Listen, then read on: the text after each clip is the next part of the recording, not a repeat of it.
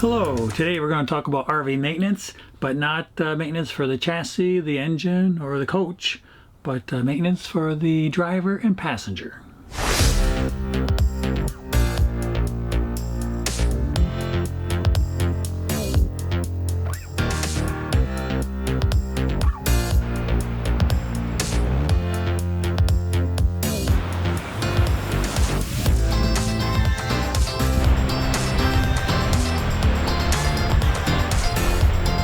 Yeah, if you're like me, getting exercise and eating right on the road can be a bit of a challenge.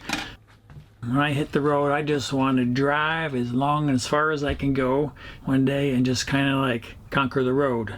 Well, that's not really the best for your health. I want to be able to play with the grandkids, take them to the zoo, go hiking, camping, do a bunch of stuff, and it requires you to be in good health because you know those kids, they have endless energy.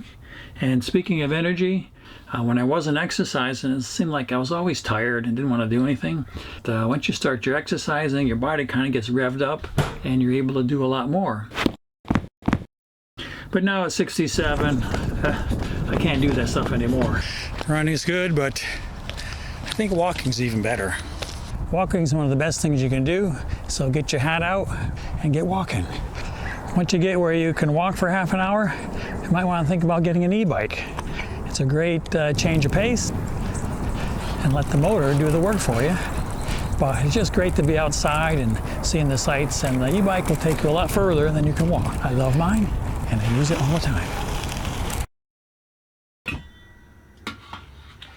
Yeah, along with getting the proper amount of exercise, good eating habits are also important for your health on the road. Watch out for mindless eating. That's when you're just eating in front of a TV or something like that and you're not thinking about it. You're just eating and drinking, and yeah, your body's just going to crave that kind of, salty, high-fat type foods.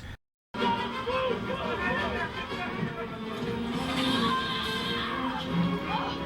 a big one. Just keep breathing. It's beautiful.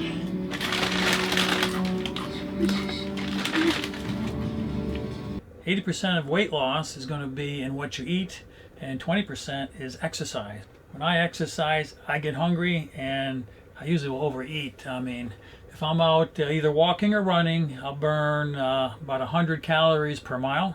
If I walk a couple of miles, come back and have a piece of apple pie, it's like, well, dang, that's like 350 calories and I only burned off 200. So where does it go? Right here. One of the things I found that's very helpful on trips is to take a little nap at lunchtime. And I'm talking about 15 to 30 minutes. Just lay down, whether you go to sleep or not. It'll kind of rest your mind and your eyes so that when you get back behind the wheel, you'll be fresh and can go again for a couple hours. Sitting for long periods of time causes problems for my back, especially driving. If I do exercises and stretches on a daily basis, I don't have the problem. So that's how I keep fit on the road.